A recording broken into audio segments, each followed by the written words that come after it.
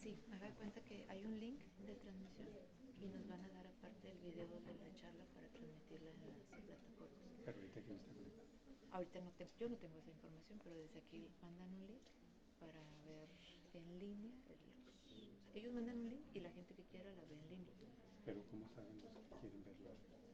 Se publicaron en la plataforma de educación continua, etcétera, en las diferentes plataformas. O sea, puede haber gente de la universidad. O puede, exactamente, exactamente.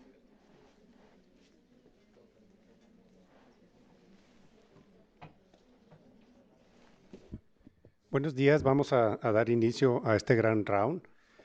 Saludamos a toda la gente que nos está viendo a distancia.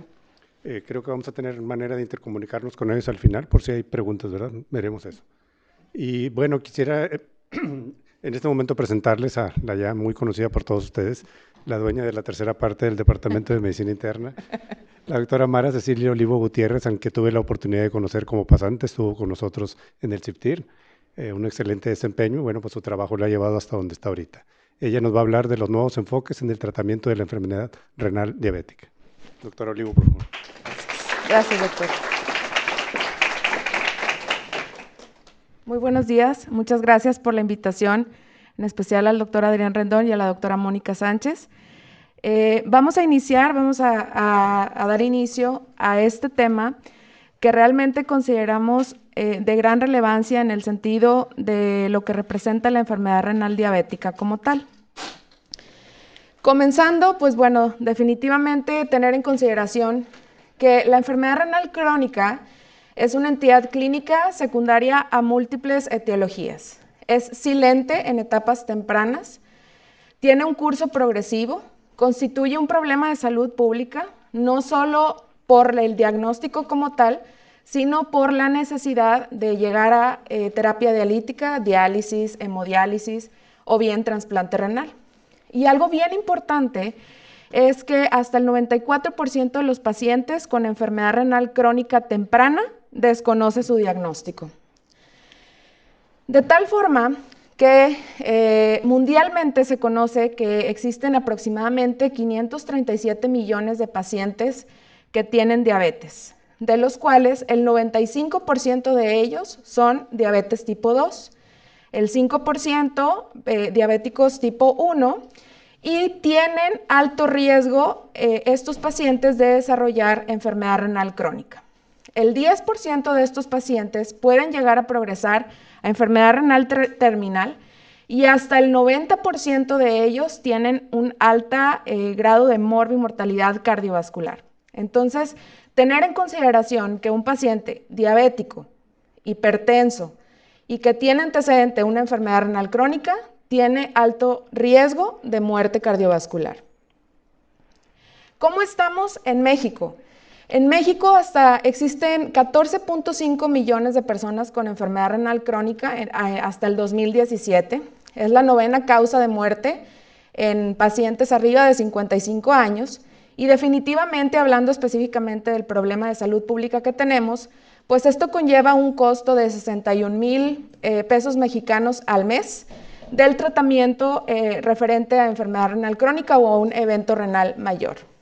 Entonces, ¿qué tenemos que hacer? Pues la base del éxito del control de las enfermedades crónico-degenerativas en México debe de ser la prevención primaria por el médico de primer contacto.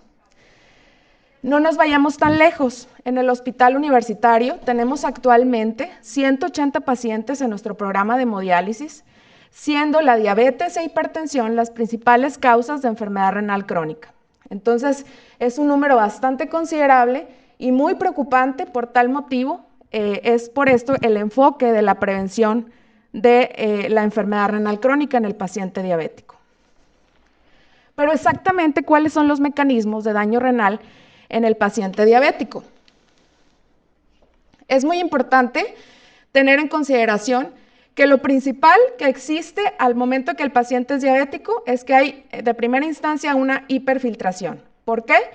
Por una hiperglicemia y por ejemplo, una dieta alta en proteínas. Entonces, hay aumento en la hiperfiltración y esto conlleva un aumento de los receptores que existen a nivel del túbulo proximal, que son los receptores de SLGT2 y los receptores de cloruro de sodio. Entonces, en el paciente diabético hay una mayor absorción por medio de la hiperglicemia, hay mayor absorción de la glucosa y así también existe mayor absorción de cloro y de sodio. De tal forma que a nivel distal hay una disminución en la liberación de cloruro de sodio y esto conlleva alguna alteración, lo detecta la mácula densa y hay una alteración a nivel del sistema renina-angiotensina-aldosterona, lo que va a provocar una vasoconstricción de la arteria eferente y esto trae consigo un aumento de la presión intraglomerular.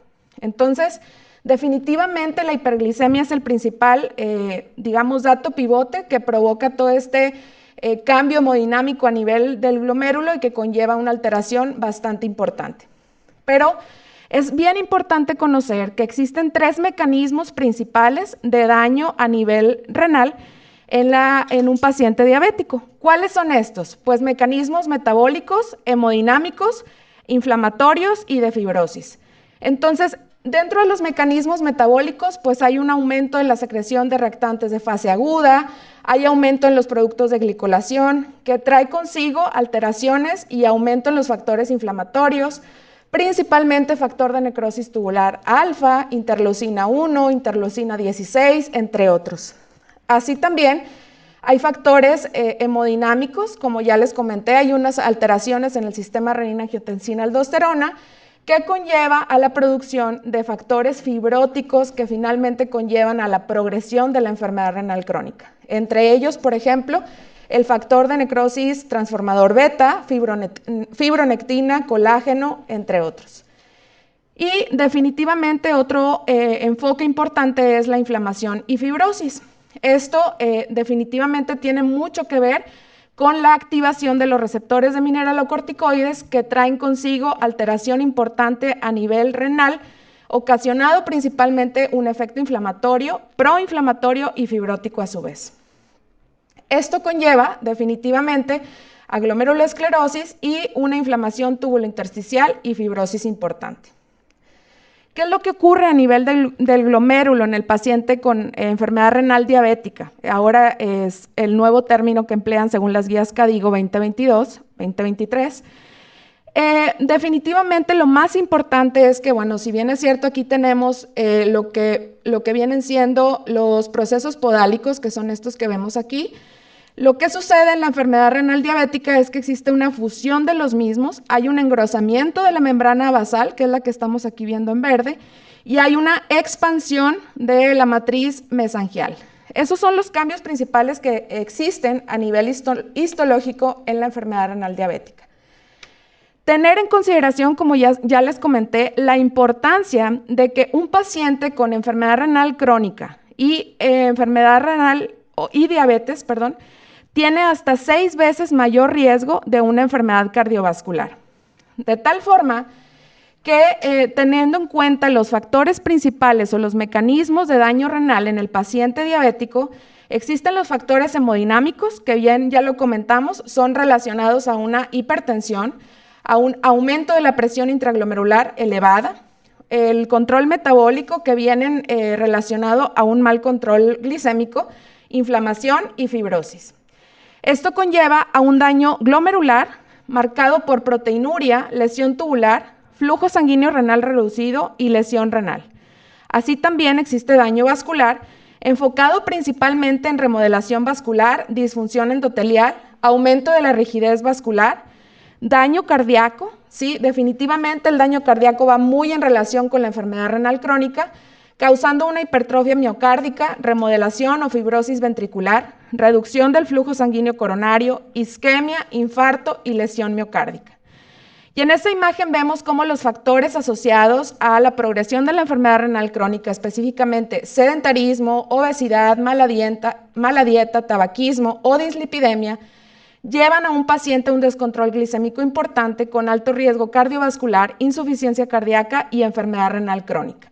Conlleva específicamente un estado de hipercoagulabilidad, un estrés oxidativo, una disfunción endotelial, inflamación y fibrosis.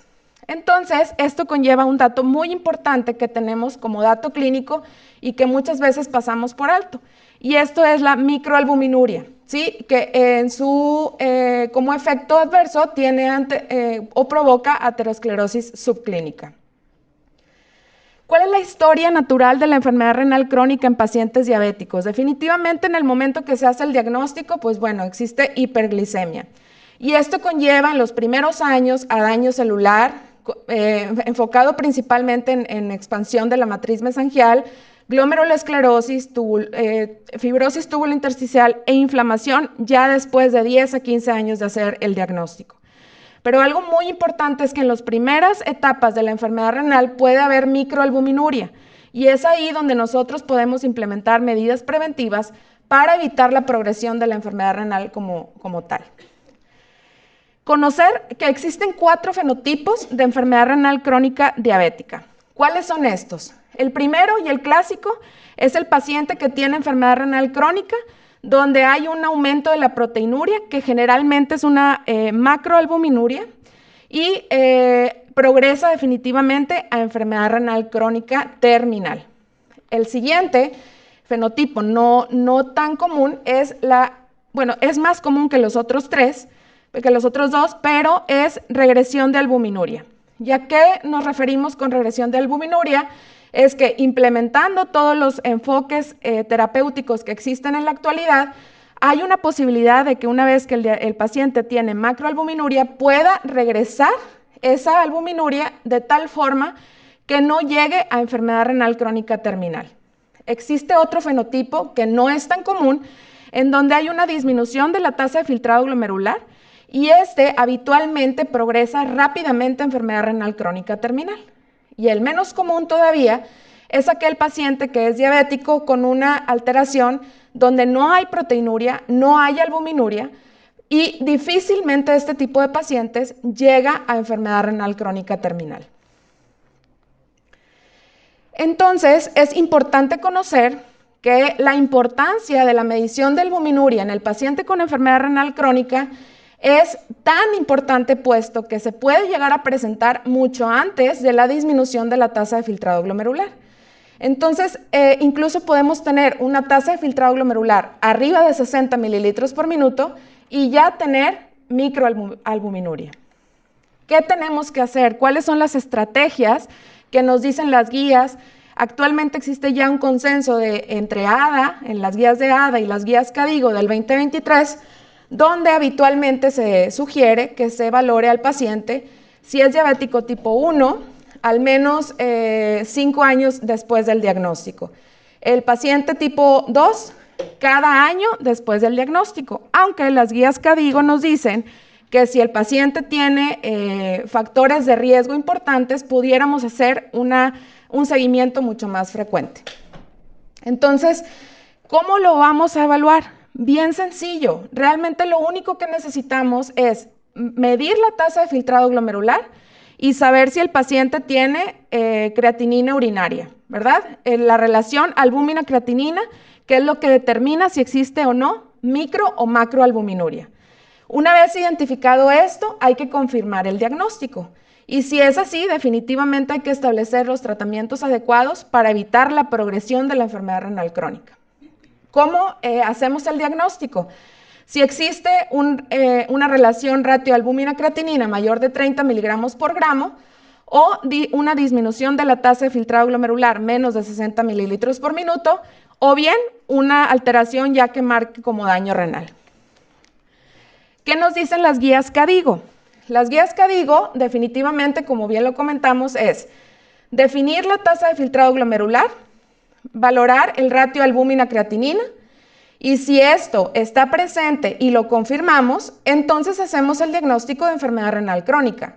De tal forma que aquí lo más importante es establecer los nuevos tratamientos en base a lo que esto conlleva para evitar la progresión.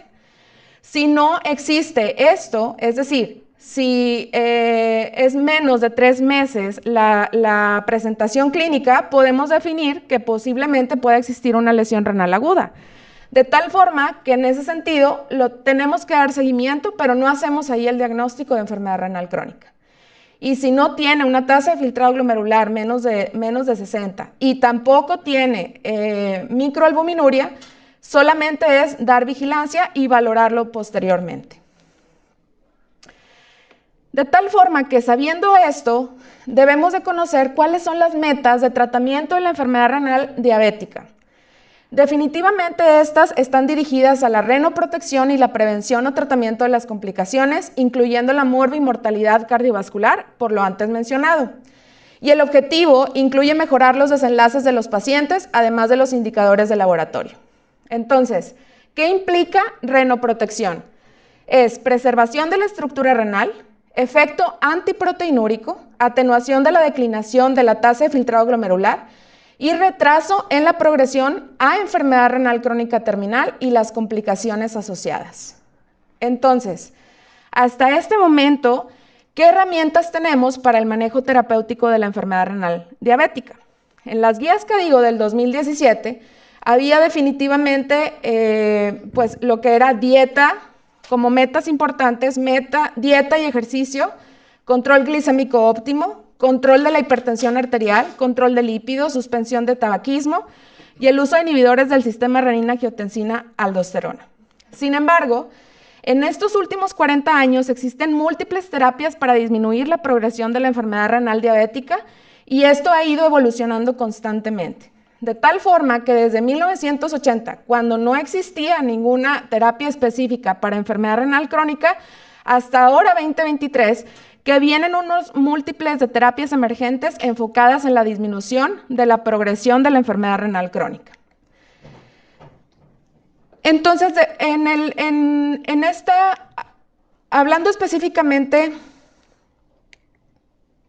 de este tema, definitivamente en los años entre 1990 y 2000 existían muchos estudios que determinaban lo que representaba el uso de IECAS o ARA2 en disminuir la progresión de la enfermedad renal crónica. Tenemos, por ejemplo, el estudio renal, donde se hizo una comparación entre losartán y placebo. ¿Sí? Definitivamente el objetivo primario compuesto en este estudio era la duplicación de la creatinina, insuficiencia renal o muerte. Fue un estudio aleatorizado doble ciego de 1.513 pacientes con diabetes y nefropatía y se les dio un seguimiento de 3.4 años. Sí, definitivamente había una disminución de la progresión de enfermedad renal crónica, pero existía todavía un riesgo residual importante. Ya que hablamos, ¿a qué nos referimos con riesgo residual? Pues justamente esto, al riesgo de progresión de enfermedad renal crónica. Así también el estudio IDNT, en donde se valoró irbesartán frente a amlodipino, frente a placebo. Este fue un estudio aleatorizado doble ciego en 1.715 pacientes hipertensos con diabetes y nefropatía. Se les da un seguimiento a 2.6 años, donde el objetivo primario compuesto era la duplicación de creatinina, insuficiencia renal o muerte. Sí, efectivamente, hubo una disminución de estos objetivos, pero seguía habiendo esta alteración o este importante riesgo residual que presentaban los pacientes. De tal forma que importante saber que a partir del 2022 se realizaron hasta 6 actualizaciones evolucionando para cumplir con las necesidades de los pacientes de acuerdo al surgimiento de nuevas terapias y de nueva evidencia. Guías de la ADA, KDIGO, el consenso de ADA y KDIGO, de la AJA, y definitivamente lo que más tenemos actualmente es el update de KDIGO. Es muy importante considerar elegir el tratamiento en pacientes con diabetes tipo 2, enfocándonos principalmente en las nuevas terapias, pues son los inhibidores de SGLT2 y los agonistas de receptores de GLP-1. Estos tienen altos efectos benéficos a nivel cardiovascular y como efecto de disminución de la progresión de enfermedad renal crónica. También tienen un beneficio a nivel de evitar falla cardíaca, un mejor control glicémico, menos riesgo de hipoglicemia, que esto es un punto bastante importante. Tienen también la ventaja, que eso es lo que se busca mucho en la pérdida de peso, y el único limitante tal vez sea el alto costo. Entonces, actualmente existen muchas terapias importantes en el manejo de la enfermedad renal crónica diabética. Los inhibidores de cotransportador de sodio-glucosa tipo 2, los agonistas del péptido similar al glucagón, que son los agonistas GLP-1, y los antagonistas de mineralocorticoides más ampliamente estudiado, la finerenona. Enfocándonos principalmente en estos dos, pues debemos de conocer que existen muchísimos estudios que han determinado la eficacia a nivel de protección cardiorrenal. De tal forma que tenemos, por ejemplo, el estudio Credence, que fue de canaglifosina en el 2019, donde se estudiaban a los pacientes que incluían grado 2 y A3 de la clasificación CADIGO de enfermedad renal crónica. El estudio de DAPA, donde valoramos dapaglifosina del 2020, donde se extendió un poco más el concepto de la enfermedad renal crónica, incluía pacientes que eran de la etapa G2 e incluso ya tenían un grado de A2 de albuminuria. Fidelity, que es un estudio que se valoró la finerenona, donde aquí ya implementaron el espectro más amplio de severidad de la enfermedad renal crónica, y EMPA-Kidney, que es la de empaglifosina, que fue en el 2023, donde efectivamente ya aquí incluían pacientes que tenían grado 3 y A1 de la enfermedad renal crónica. Entonces, dentro de estos, el Credence, que es uno de los más importantes valorando la eficacia de canaglifosina, la intención era que, bueno, era un estudio aleatorizado, doble ciego, en 4.401 pacientes. Estos pacientes ya tenían una terapia como requisito, IECAS o ARA2 en su tratamiento de enfermedad renal diabética, y se dio una mediana de seguimiento de 2.6 años.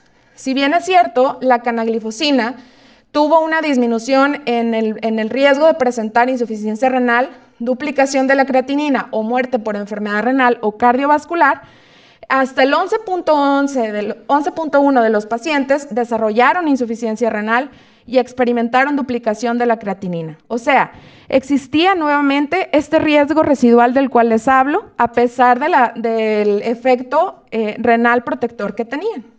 Lo mismo sucedió con dapaglifosina, en donde fue un estudio aleatorizado doble ciego de 4.304 pacientes con enfermedad renal crónica asociada, donde también efectivamente hacían como objetivo primario compuesto la disminución de la tasa de filtrado glomerular más de 50%, enfermedad renal crónica terminal o muerte debido a enfermedad renal. Y aquí el 9.2% de los pacientes tuvieron un descenso de la tasa de filtrado glomerular, más del 50%, desarrollaron enfermedad renal crónica terminal o murieron por enfermedad renal cardiovascular a lo largo de 2.5 años. EMPA-Kidney es otro estudio donde se valoró la empaglifosina, donde fueron 6.609 pacientes, fueron aleatorizados y se dio un seguimiento de 2 años. Y el objetivo primario compuesto fue muy similar a los previos, ¿sí? Con definitivamente una persistencia del riesgo residual importante, lo que conlleva a pensar en otras medidas de tratamiento para la enfermedad renal crónica.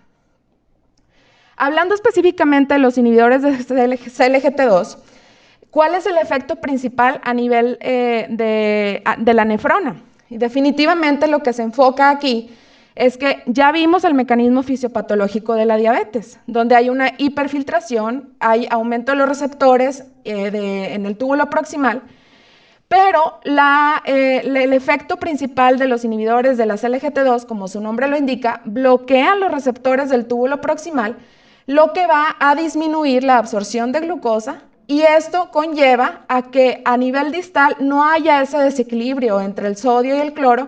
Por tal motivo, no hay ninguna alteración a nivel por feedback de lo de mácula densa, y esto hace que por sí solo no exista una vasoconstricción de la arteriola eferente y no haya un aumento de la presión intraglomerular.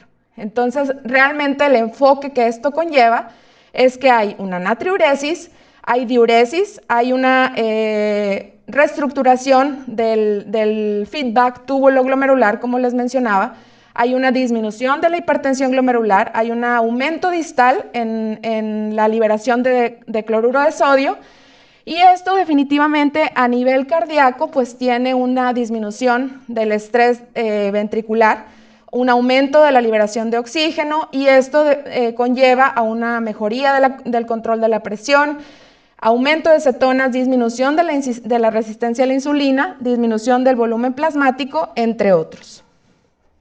¿Cuáles son las indicaciones de los inhibidores de SGLT2?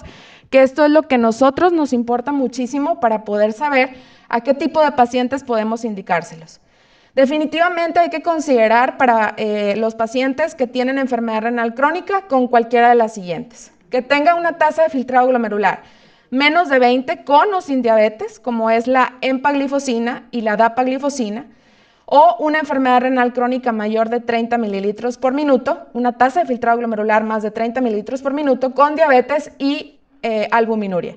En este tipo de pacientes, pues más definido la canaglifosina. Posiblemente hay que considerar recetar con precaución los inhibidores de la SGLT2 para pacientes con enfermedad renal crónica con o sin diabetes con cualquiera de los siguientes. Que haya tenido antecedente de amputaciones, antecedente de trasplantes de órganos, antecedentes de infección micótica recurrente del aparato genital o riesgo de deshidratación. Y definitivamente están contraindicados en pacientes que tienen una tasa de filtrado glomerular menos de 15 mililitros por minuto, que están en diálisis, aunque actualmente ya están estudios que se están haciendo para valorar este efecto, en enfermedad renal poliquística nefrítica o nefritis lúpica, recibiendo terapia citotóxica, en diabetes mellitus tipo 1 o antecedentes de cetoacidosis diabética, embarazo o lactancia. ¿Cuáles son las consideraciones prácticas de este tipo de medicamentos? Pues bueno, definitivamente hay que poner atención si el paciente tiene nicturia inicial o hipotensión ortostática.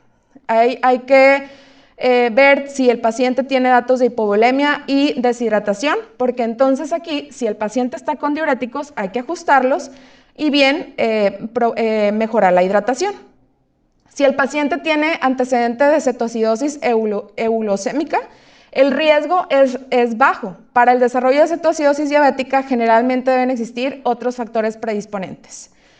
Lesión renal aguda, infecciones micóticas genitourinarias, que en realidad pues en ese sentido solamente hay que tener precaución si hay antecedentes de infecciones recurrentes o graves y generalmente son controlables con asesoramiento sobre la higiene y tratamiento antimicótico.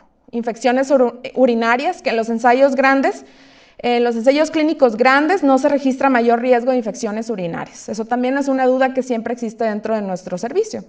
Y amputaciones, bueno, pues con canaglifosina se informó un mayor riesgo de amputaciones, pero no quiere decir, lo podemos dar con cautela. Entonces, como ya mencionamos y donde nos vamos a enfocar principalmente son en los 3 factores que provocan daño renal en el paciente diabético. Sabemos entonces que dentro de la hemodinamia, lo mejor que puede llegar a pasar es que tengamos un mejor control de la presión arterial y una controlada también presión intraglomerular. Pero para esto definitivamente ya hay enfoques de medicamentos que se basan principalmente en controlar estos factores hemodinámicos. Los inhibidores de la YECA y ARA2, los diuréticos tipo tiazida, los bloqueadores de canales de calcio o los inhibidores de la SGLT2. Dentro de los factores metabólicos, pues definitivamente lo mejor es el mejor control glicémico. Y esto se lleva enfocado principalmente en los inhibidores de la SGLT2, en los agonistas de receptores GLP-1, metformina y otros agentes. Y nos falta el punto principal de la inflamación y fibrosis. ¿Qué tenemos que hacer en ese sentido o qué estudios han salido al respecto? Existe sabemos, como lo mencioné al principio de la plática, que uno de los mecanismos principales del daño de inflamación y fibrosis en el enfermo renal con diabetes es una sobreactivación del receptor de mineralocorticoide. Y es así como surge el estudio de la finerenona, que si bien es cierto, en los estudios que habíamos mencionado anteriormente, nos enfocábamos mucho en el riesgo residual, en definir el riesgo de progresión a enfermedad renal crónica, si el paciente duplicaba o no creatinina, si el paciente disminuía la tasa de filtrado glomerular, pero enfocándonos específicamente en la determinación de albuminuria. ¿Qué estudios podían salir en ese sentido? Y pues definitivamente determinando la importancia de la albuminuria en el paciente con enfermedad renal diabética, pues conlleva definitivamente a un ultrafiltrado glomerular de proteínas plasmáticas que provocan lesión renal progresiva, aumenta la expresión génica tubular y la producción de interleucina 8, existe un reclutamiento local de macrófagos y una disfunción severa de la barrera capilar glomerular que conlleva principalmente a inflamación y fibrosis. De tal forma que surgen los estudios más actuales respecto a los receptores de mineralocorticoides. Fidelio y Fígaro se hicieron en pacientes, la diferencia entre uno y otro es que uno era valorar los desenlaces renales y en el otro básicamente los desenlaces cardíacos. Entonces, entre ellos dos surgió el Fidelity, donde se valora el resultado compuesto cardiovascular, que determina principalmente el tiempo hasta la primera aparición de muerte cardiovascular, infarto agudo, infarto no mortal, accidente cerebrovascular o hospitalización por insuficiencia cardíaca. Y el combinado renal, pues un tiempo hasta la primera aparición de insuficiencia renal, que determinaba ya enfermedad renal crónica terminal, o una tasa de filtrado glomerular sostenida de menos de 15 mililitros por minuto, o una disminución sostenida en más de 57% de la tasa de filtrado glomerular desde el inicio, o muerte renal. Las características de los pacientes al inicio del estudio pues tenían un amplio espectro de categorías de enfermedad renal crónica. Recordemos que fue un subanálisis de los primeros 2 estudios que se implementaron para el estudio de la finerenona. Entonces, el amplio espectro nos permitió tener resultados más confiables. La mayor parte de los pacientes de este estudio tenía una tasa de filtrado glomerular media de 58 mililitros por minuto y un ratio albúmina-creatinina que oscilaba en promedio de 515 miligramos por gramo. El 99% de los pacientes tenían el antecedente de haber sido tratados con dosis máxima tolerada de IECAS o ARA2. La presión arterial y la hemoglobina glucosilada estaban bien controladas al inicio del estudio y la adherencia al tratamiento fue alta. La media de seguimiento fue de 3 años. Entonces, ¿qué observamos aquí? En cuestión de los criterios de valoración combinada cardiovascular, se observó hasta una disminución del 14% del riesgo reducido de morbimortalidad cardiovascular frente a placebo.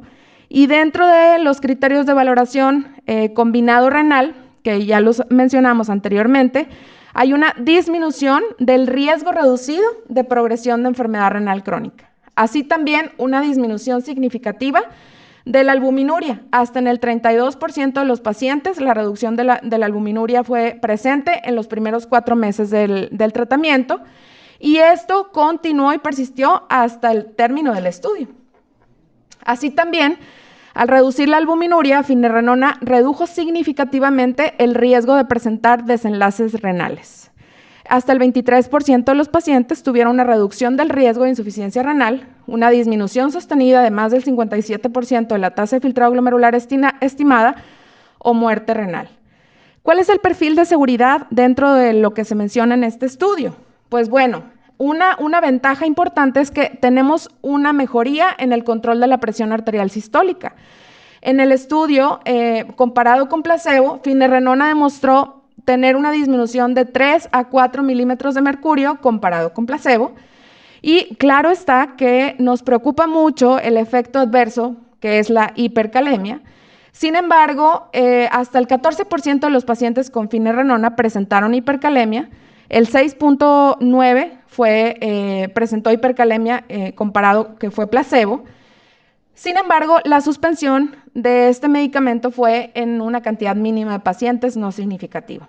También, como efectos importantes, pues, los efectos adversos sexuales, en donde fueron menos del 0.1%.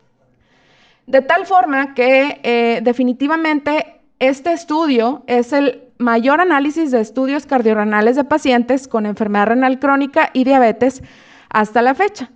¿Qué se determinó? Que en una amplia población de pacientes con enfermedad renal crónica de grado 1 a grado 4, con albuminuria moderada a severamente elevada y diabetes, con una presión arterial y hemoglobina glucosilada bien controladas y tratadas con una dosis máxima tolerada de IECAS o ARA2, resultó que la finerenona tiene un 14% de disminución del riesgo de morbilidad cardiovascular y una disminución del 23% de reducción del riesgo de progresión de enfermedad renal crónica.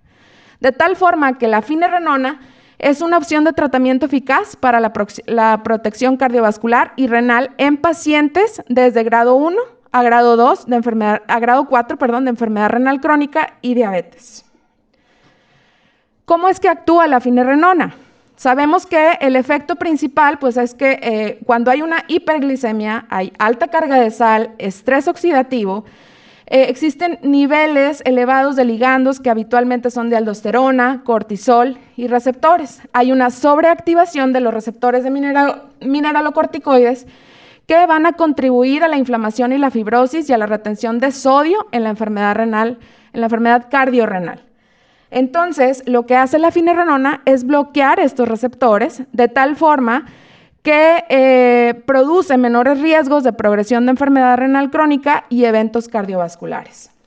Bloquea la sobreactivación del receptor de mineralocorticoide, tiene un mecanismo de unión y una distribución únicos en comparación con los esteroideos y lo que da como resultado una alta potencia, selectividad y un efecto diferencial. ¿Cuáles son las propiedades diferentes? Porque tenemos a la espironolactona y a la esplenorenona.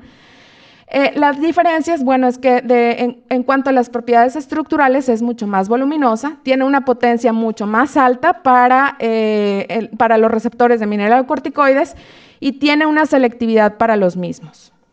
Entonces, después de estos estudios, pues ya la finerenona se determina por todas las guías clínicas de poderlo utilizar de forma segura en pacientes que tienen enfermedad renal crónica, grado 1 a grado 4, y que tienen un nivel de proteinuria bastante importante, donde habitualmente, por ejemplo, en las guías KDIGO ya se menciona que si el paciente tiene una tasa de filtrado glomerular más de 25 mililitros por minuto y tiene un potasio sérico normal, con una albuminuria más de 30 miligramos por gramo, lo podemos utilizar. Así también la ADA, que prácticamente coinciden en nivel de recomendación.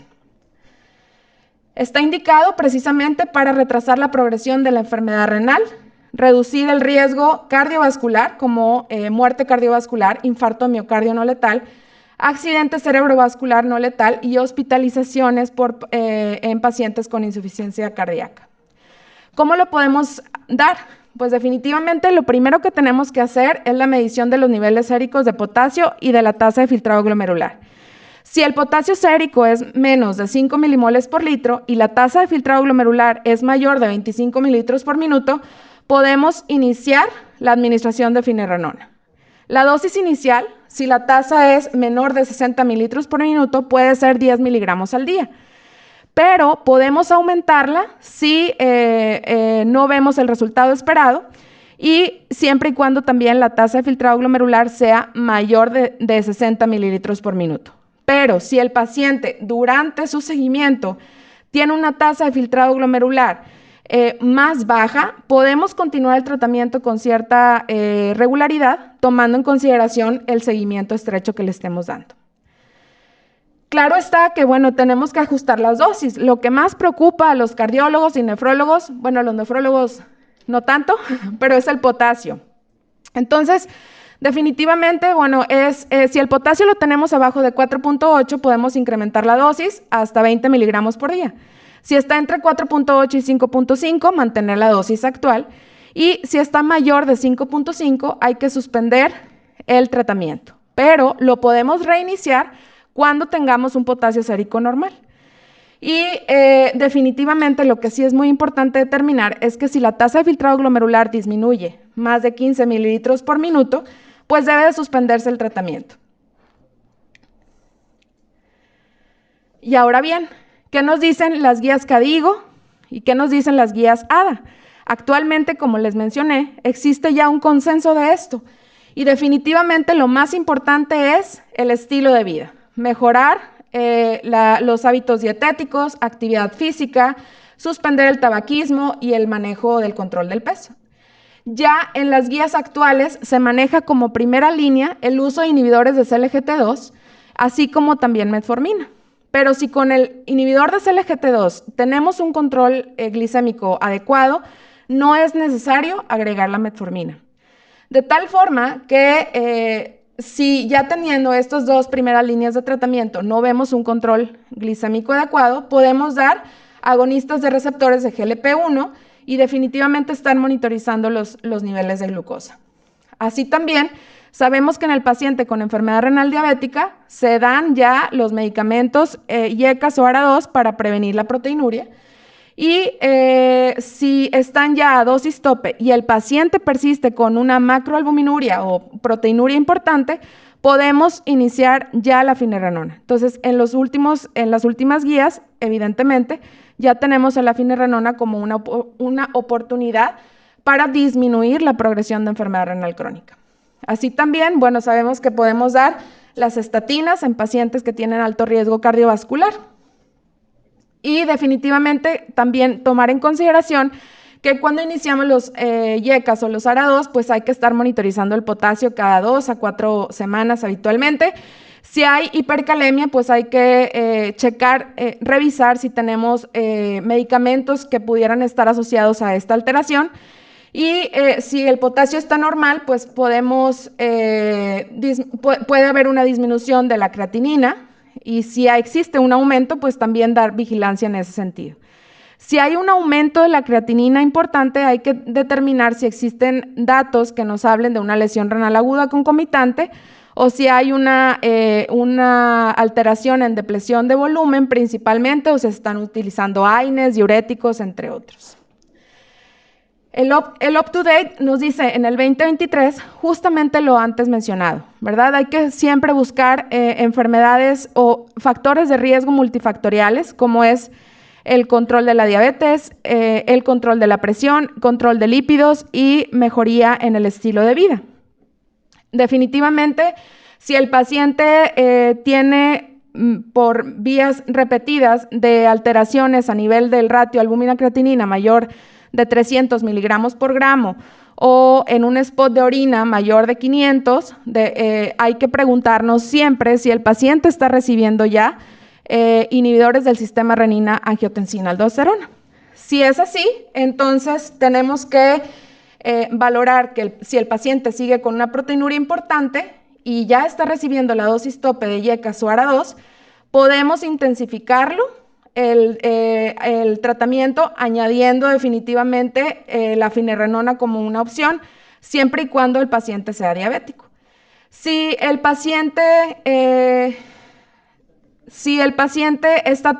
no está tomando IECAS o ARA2, definitivamente aquí hay que ver si realmente los puede llegar a tolerar. Si no los tolera, pues tenemos que buscar otras opciones. Pero si el paciente es diabético también, definitivamente en ese sentido, pues también tendríamos que valorar si la tasa de filtrado glomerular es mayor de 20 mililitros por minuto y determinar el uso de inhibidores de SGLT2 y posteriormente, si vemos la presencia de una albuminuria, valorar el uso de finerenona.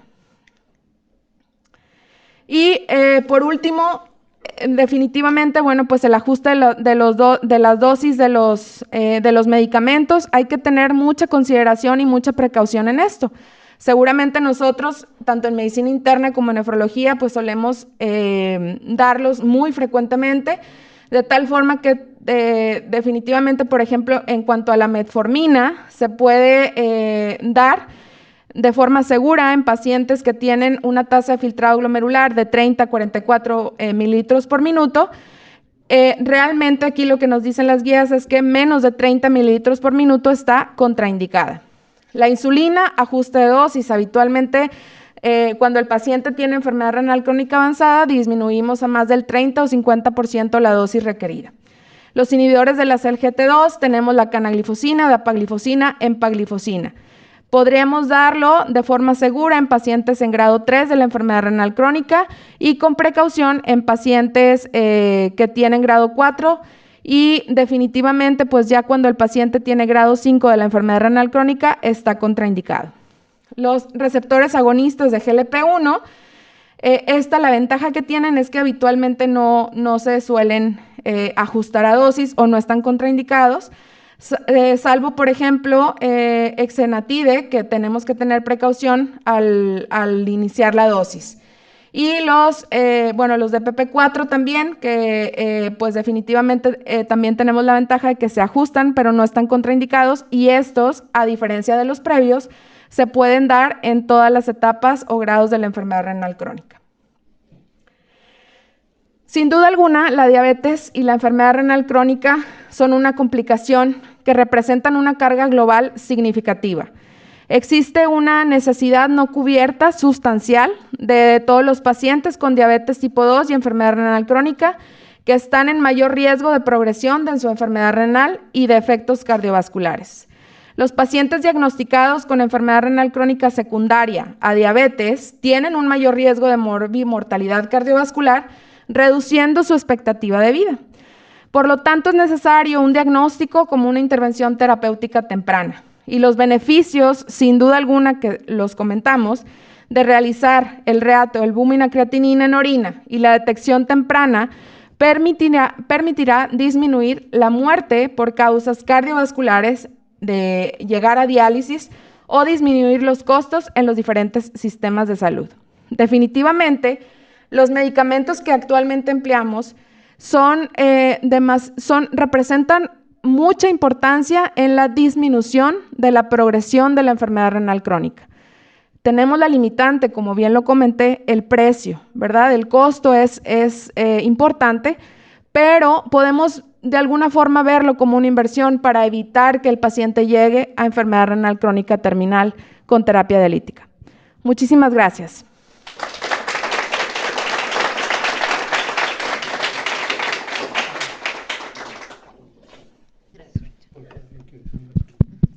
Primero, ¿alguien tiene alguna pregunta para arrancar? Mara, yo te agradezco tu charla maravillosa, como siempre. Gracias. Cuando llegaron los inhibidores de GLT2 y vimos estos gráficos que se abrieron en los congresos, los nefrólogos nos emocionamos mucho porque después de más de una década teníamos algo que ofrecer. Porque hubo una etapa muy oscura de la nefrología larga, donde todo lo que teníamos era nalopril y losartán y ya. Entonces llegan los inhibidores de GLT2 y luego empiezan a salir Fígaro, Fidelio, etcétera, y nos emocionamos mucho más. Quizás pronto vamos a tener la respuesta porque tú y yo sabemos que andan por ahí algunos estudios ya, pero ¿tú qué opinas de arrancar de entrada con inhibidores de GLT2 y finerenona desde el principio? Esa será mi primera pregunta. Definitivamente creo que es una opción terapéutica bastante factible. De hecho, en el paciente, determinar bien el grado de enfermedad renal crónica, pero como bien vimos en los estudios que se emplean, que son pacientes que indican un espectro muy amplio de la enfermedad renal crónica, si el paciente tiene una enfermedad renal crónica temprana, podemos sin duda alguna valorar el estudio de inhibidores de CLGT2 y finerenona como primera opción terapéutica, y creo que eso tendría un impacto muy favorable en la disminución de la progresión. Ya los estudios lo evidencian, ojalá tengamos pronto algunos otros que lo confirmen, pero definitivamente creo que es una muy buena opción de tratamiento. Sí, yo creo que hay que animarse. Creo que no hay mucho que perder y mucho que ganar. ¿Tenemos acá otra pregunta?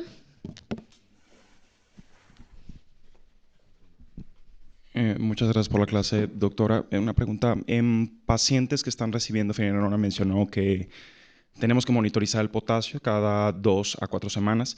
¿Esto se vuelve necesario o sumativo el hacerlo más frecuentemente en pacientes que estén recibiendo tanto IECA o ARA2 más finerenona? Esa es la primera pregunta. Y la segunda sería, si el paciente ya desarrolla un potasio estable, si podemos espaciar esos chequeos. Sí, definitivamente el hecho de la medición cada 4 semanas no tiene que ser más frecuente, porque incluso los estudios determinan que los pacientes ya estaban con IECAS o ARA2 y resultó que el grado de hipercalemia no fue estadísticamente significativo. Entonces, sin problema lo podemos hacer cada 4 semanas. Y respecto a tu otra pregunta, en realidad podemos hacerlo cada 4 semanas, pero si ya tenemos una estabilidad importante, después de los 3 meses a 6 meses de tratamiento pudiéramos espaciarlo un poco más, sin ningún problema. Salvo que tuviéramos alguna situación aguda en el paciente, ¿verdad? Ahí sí cambia totalmente el contexto. Muchas gracias. Doctora, excelente ponencia. Quería hacerle una pregunta en torno a la indicación del inhibidor de CGLT2. Mencionaba la relación importante cardiorrenal en estos pacientes y vemos desenlaces, por ejemplo, en la finerenona en el CGLT2 que también tiene beneficios cardiovasculares. En este punto, en aquellos pacientes que tienen indicación cardiovascular del CGLT2, pero tienen una tasa de filtrado menor a 20, la indicación es iniciarlo por los beneficios cardiovasculares o existe alguna contraindicación por parte de el ámbito renal de discontinuar el CGLT2. Sí, realmente lo que nos dicen las guías es que si la tasa de filtrado glomerular es menos de 20 mililitros por minuto, no se recomienda. Debo decirte que existen pacientes en los que sí los hemos administrado y la realidad es que, como bien lo comentas, el efecto cardiovascular o el beneficio cardiovascular, sobre todo en el control de insuficiencia cardíaca y muerte cardiovascular, es muy importante, de tal forma que pudiéramos valorar en ese sentido utilizarlos con cautela. Muchas gracias, doctora. Yo tengo un comentario respecto a eso que preguntó el doctor. Es bien importante que cuando iniciamos ISGLT2, de acuerdo a guías que te dicen que arriba de 20 la tasa de filtrado, en el momento en el que la tasa de filtrado disminuya de este nivel, pues es importante que no debemos de suspenderlos. Eso está bien establecido, que no hay que suspenderlos. Incluso, pues obviamente hay indicaciones off-label de que se pueden iniciar por debajo de la tasa de filtrado, por lo que ya comentamos de los beneficios. Y pues también hay muchísimos estudios también que han demostrado que incluso la hipercalemia pudiera mejorar con el hecho de agregarles este fármaco a los pacientes. Entonces, pues definitivamente es una opción bastante atractiva y pues aunado a esto de la finerenona, pues aún más todavía. Sí, realmente es bastante importante. Y un punto bien importante, lo que mencionaba Rita, es que al momento de iniciar los inhibidores de la SGLT2, pudiéramos llegar a tener un aumento en la creatinina o bien una disminución de la tasa de filtrado glomerular en las primeras 4 semanas. Pero eso se pudiera llegar a considerar normal. Evidentemente hay que dar un seguimiento, pero tenerlo como consideración, porque de pronto nos asustamos y decimos, bueno, es que ya estamos iniciando el medicamento y vemos un deterioro de la función renal, pero tomarlo en consideración que puede llegar a existir en las primeras 4 semanas de inicio. ¿Okay? Muchas felicidades, Mara, por la presentación, por el paseo, por todo el tratamiento de la enfermedad renal diabética. Yo quiero hacer un comentario y más bien una petición, porque definitivamente con lo que acabas de presentar, evidencia contundente de lo que pudiéramos mejorar en los pacientes con enfermedad renal diabética, con diagnóstico temprano, pues deberíamos de poder pedir en el escrutinio temprano de medicina interna albuminuria. Entonces es algo que debería de estar en el laboratorio central del hospital. Así es. Entonces es algo que debería de poder pedir medicina interna. O sea, que como tal, y que pudiera ser la pauta de referencia a la nefrología de manera temprana para que pudiéramos desahogar la cantidad de pacientes que tenemos con enfermedad renal crónica avanzada que requieren terapia sustitutiva renal. Entonces creo que esto es lo que más impacto nos debería de generar. Agradezco que hayas tomado todos esos estudios para demostrarnos, no solo, como decía Moni, este momento de iluminación maravilloso que existe en la nefrología. Nosotros, francamente, le decimos esto a los pacientes, es un momento en el que les podemos ofrecer algo diferente, pero Totalmente. Si no lo detectamos, no lo podemos ofrecer. Entonces, creo que aquí la clave es que medicina interna, o el médico de primer contacto, en este caso medicina familiar, porque en muchos lugares el de primer contacto es medicina familiar, puedan pedir este estudio y que entiendan el impacto que tiene, no solo para la disminución de la progresión de la enfermedad renal, sino, como decían, la disminución de la mortalidad cardíaca también, ¿no? Entonces creo que esto es así como lo más importante de todo lo que acabas de decir, es cómo hacemos para llegar a esta parte. Exactamente. Muchas gracias, Lilia. Definitivamente es un impacto muy significativo que puede llegar a tener y también por eso mismo me enfoqué mucho en este tema porque sé que podemos hacer mucho, sobre todo por la preocupación que existe día con día del paciente que tenemos en terapia dialítica, hemodiálisis o diálisis. Entonces, si podemos hacer cambios en el paciente con el médico de primer contacto, con ustedes definitivamente, creo que sería de gran ayuda. Bueno, gracias doctora por la plática.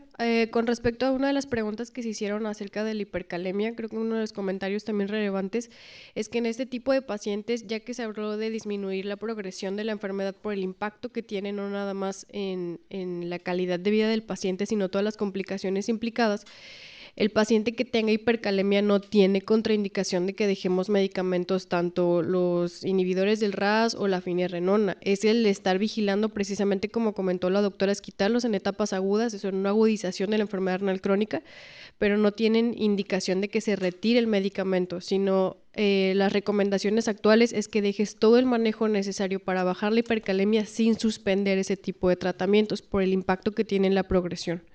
Entonces, en este tipo de pacientes puedes modificar la dieta, puedes darle diuréticos, incluso hay recomendaciones acerca de laxantes antes de que quites ese tipo de medicamentos. Nada más se suspenden en etapas de agudizaciones.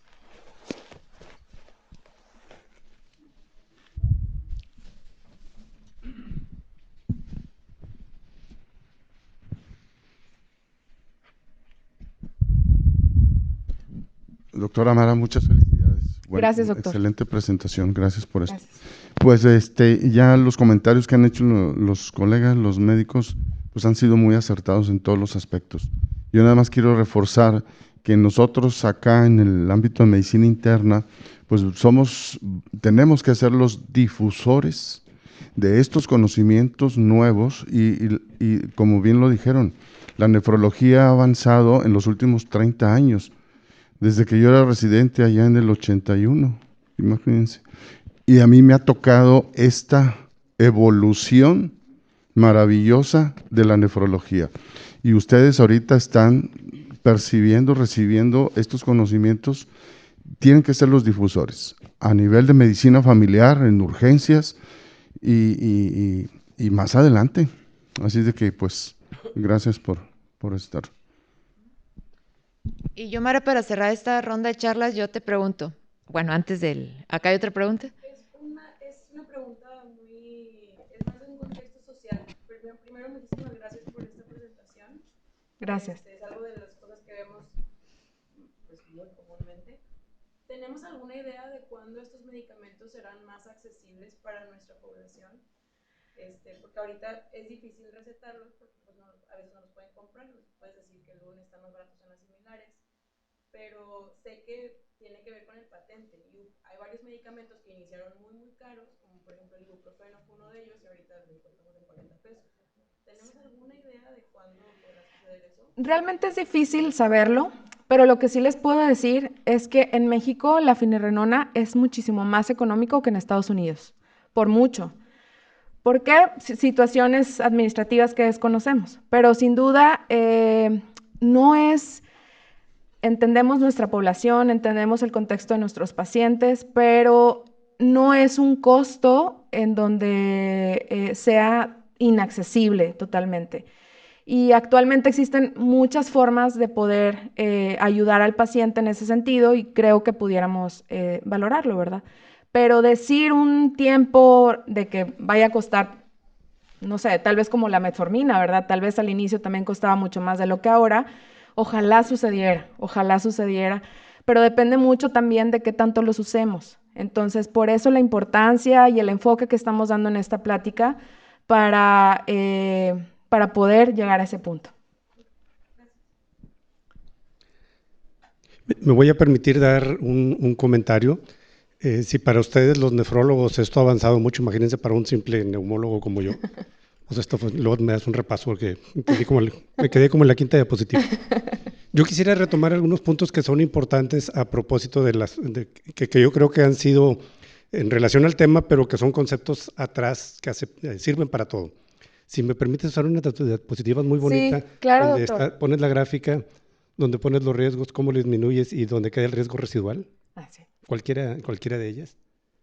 Porque es muy común, ¿por qué les quiero platicar todo esto?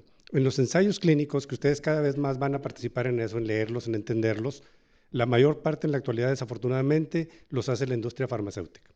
Cuando yo era residente era muy raro que veíamos ensayos clínicos de la industria farmacéutica. Las hacían universidades, grandes instituciones. Y ahora es al revés. La gran mayoría, por el alto costo que implica reunir a un gran número de pacientes de diversas etnias, pues tiene que ser la industria farmacéutica. En el desarrollo de los estudios, la industria la apuesta a ganar. Entonces, ellos seleccionan la población en la que anticipan que va a ser más útil su producto y que va a tener buenos resultados.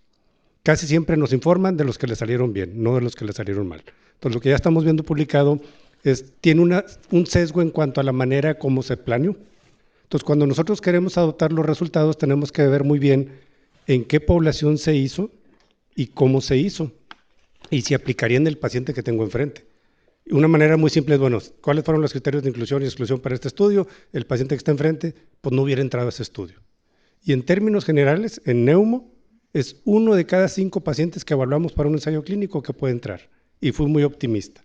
En muchos, no sé cuál sería la cantidad de pacientes que fueron valorados que no entraron aquí, porque en muchos estudios los pacientes no entran. Eso aplica en general, no estoy criticando este estudio, estoy hablando en general de los ensayos clínicos. Cuando hablamos de riesgos, un riesgo lo transformamos a una unidad. Entonces decimos que ese riesgo tiene un valor de 1. ¿Qué quiero decir? Voy a tomar el término aquí. Si mi paciente tiene riesgo de desarrollar enfermedad, ¿cómo le llamabas? Enfermedad renal crónica. Enfermedad renal crónica, y tú lo quieres detectar en una etapa temprana, mides el riesgo. O sea, si tengo 100, ¿cuántos van a acabar si yo no intervengo? Vamos a decir que el 50%. Yo hago una intervención, ese 50% lo transformo en 1, 100%. Y luego hago una medición, ¿cuánto bajé de esos 50? ¿Cuántos bajé? Si yo lo bajé a 40, de los 50 me quedaron 40, lo disminuí el 20%. Entonces, estadísticamente puede ser un número muy atractivo, pero a veces lo que se nos olvida es esta parte de aquí abajo, el riesgo residual, que con las intervenciones que tenemos, aunque mejoremos, todavía nos falta mucho para ver en la mayor parte de las enfermedades crónicas que vemos en medicina interna por esos pacientes. ¿A qué voy con esto? Voy a juntar los dos conceptos.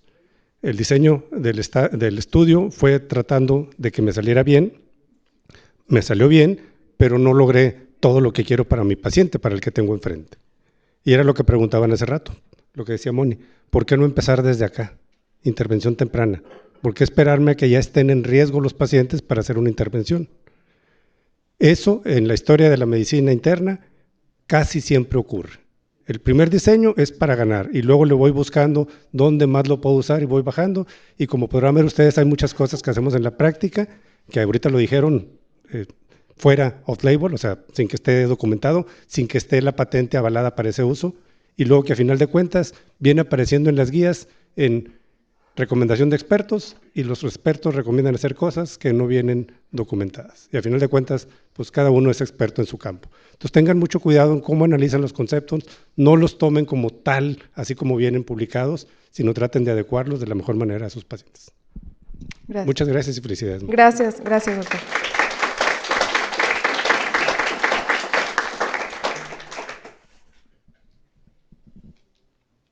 Muchas gracias. Vámonos a salvar vidas. Se quedaron sentados. Saca.